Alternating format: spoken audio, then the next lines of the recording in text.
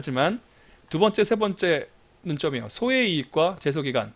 이거는 특히 소의 이익은 논증하는 데에 따라서 있다고도 없다고도 할 수 있습니다. 거기에 대해서 살펴볼게요. 제가 지난번에 풀어드렸었던 첫 시간에 풀어드리고 제소기간 부분에서 풀어드렸던 거에서는 소의 이익이 있다고 말씀드렸었는데 그냥 판례 결론대로 가죠. 여기서는 소의 이익이 없다고 판례 결론대로 가도 얼마든지 입론의 여지가 있거든요. 그거는 이거 여러분들 안심하시라고 그 소의 이익 부분에 대해서는 결론을 바꿔서 다시 한번 설명드립니다.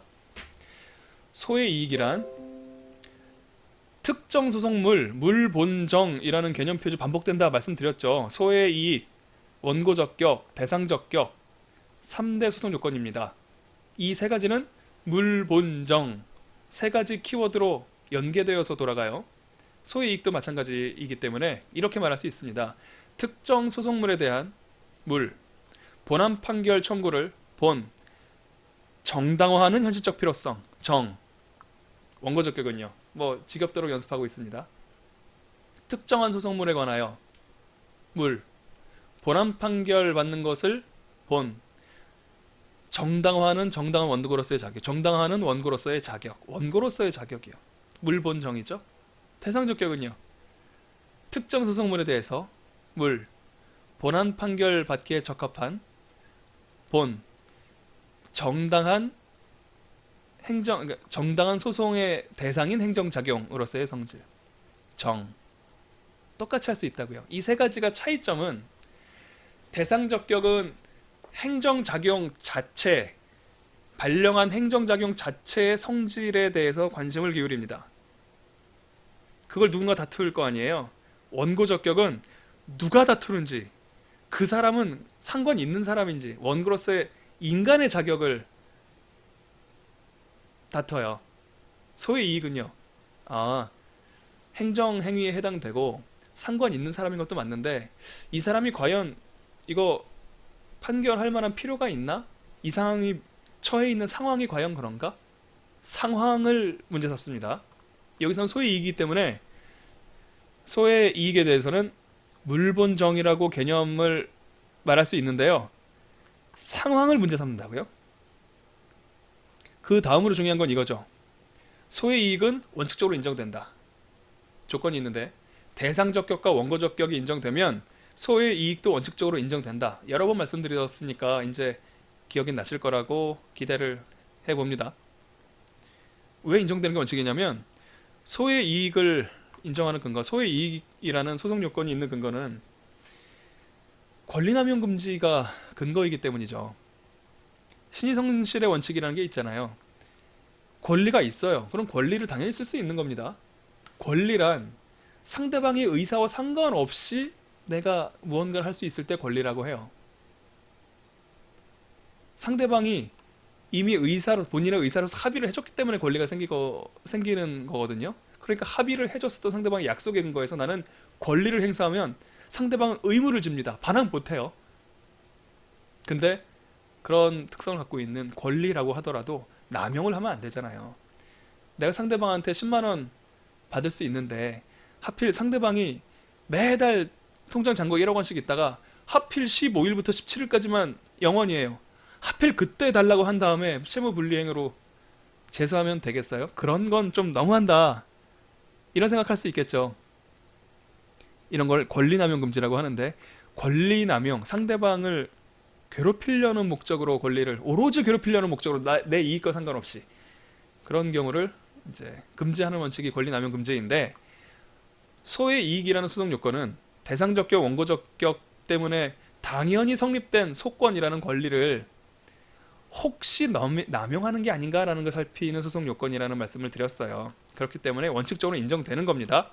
하지만 우리가 시험 문제에서 소의 이익을 주요한 논점을 검토하려면 소원해보에 해당되어야 합니다. 처분의 효력이 소멸됐거나 효력이 이미 소멸됐는데 왜 취소소송해요? 법원 바쁜데 원상 회복이 어차피 안 되는데 건물은 철거됐는데 이익 침해 상황이 해소됐는데 이미 나는 대입시험 볼 수 있는데 검정고시 붙어서 보다 용이한 방법으로 권리보호 목적을 달성할 수 있는 경우 민사소송 제기하면 아예 돈을 달라고 할 수 있는데 그런 권리가 있다는 거 확인만 하면 뭐합니까? 이런 경우에만 예외적으로 소의 이익이 논점이 되는 거예요. 소의 이익을 부정할 가능성이 생기기 때문이죠.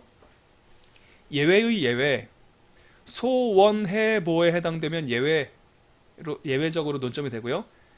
부가복명에 해당되면 예외로서 소의 이익이 있다라는 결론이 나옵니다. 진짜 소의 이익 원칙적으로는 되는 건데 안 되는 특이 케이스라 그래서 신기하다고 생각했었는데, 특이 케이스에 걸렸는데 진짜 더 특이하게도 소의 이익이 있다는 거예요.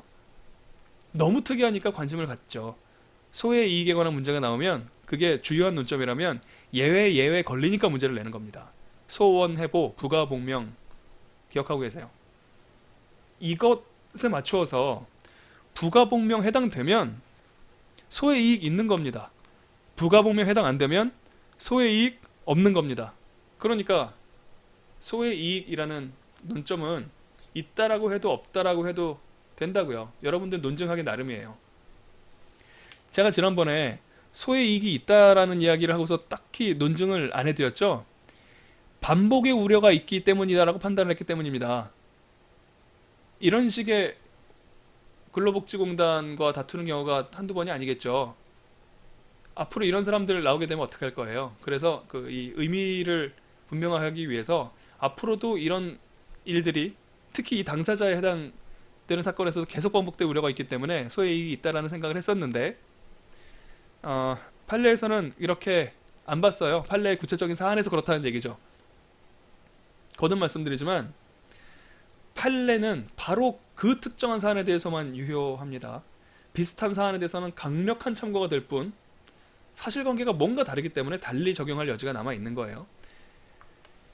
당해 제소로 부수적 이익이 회복되는 경우에 해당되지는 않을 거예요. 뭐 지방의회 의원 제명 처분이었는데 뭐 월급 받고 이런 경우 아니잖아요. 가중적 제재, 뭐 한 번 청소 불량으로 영업정지 6개월이었었는데 세 번 걸리면 삼진 아웃되고 두 번 걸리면 6개월이 아니라 1년 가중처벌 받고 이런 경우도 우리랑 상관없죠. 당사자의 고졸 고등학교 졸업 검정고시 합격했더라도 고등학교 퇴학 처분에 대해서 다투는 것, 이거 당사자의 명예회복에 도움이 되는 사건이라고 그랬었는데 우리의 사안하고는 상관이 없습니다. 우리 사안이랑 상관이 있는 유일한 것은 반복의 우려가 있는 거예요. 제가 논증을 한다면 판례랑 다른 결론 낼 수 있다고 말씀드렸죠. 그게 가능해지려면 반복의 우려가 있다라는 점을 논증해야 됩니다. 사안에 나오는 설문을 이용해서 논증해 주셔야 될 거예요. 하지만 결론 바꾸겠습니다.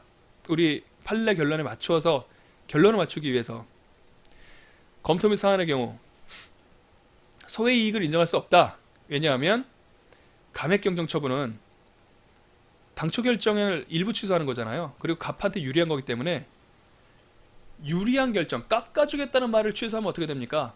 원래 있었던 더 불리한 처분이 살아나는 거죠.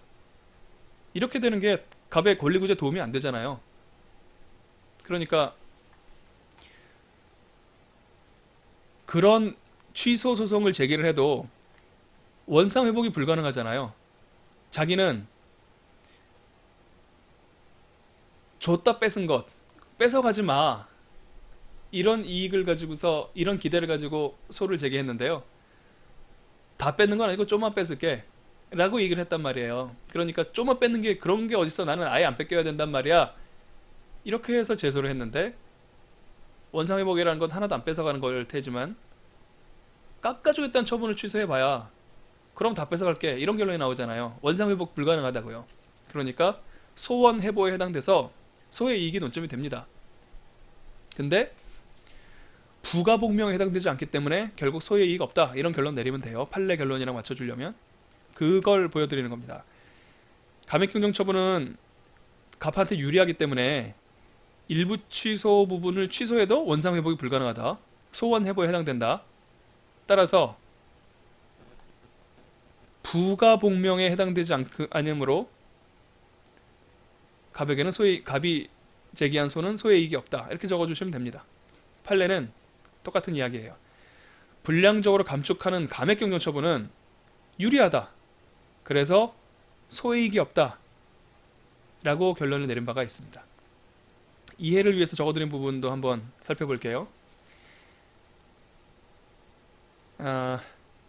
반대 방향이에요. 지난번에 제가 써드린 것처럼 소이익이 있다는 결론을 내기 위해서는 이렇게 쓰시면 된다고요.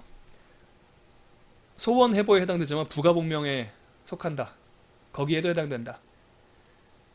반복의 우려가 있다면 소송으로 그런 우려를 해소하고 이익을 회복할 수 있도록 협력하는 것이 권리 보장과 분쟁의 이례적 해결에 도움이 된다. 이렇게 적어주시면 소이익이 있다고 논증한 문단이 되겠죠. 하지만 판례에 맞추기 위해서 당사자의 권리 구제에 도움이 안 된다. 반복의 우려가 없다. 라는 이야기를 여기 이제 첨가해 주시면 되겠습니다. 그리고 이제 제소기간인데요. 제소기간이 좀 애매해졌어요. 왜냐하면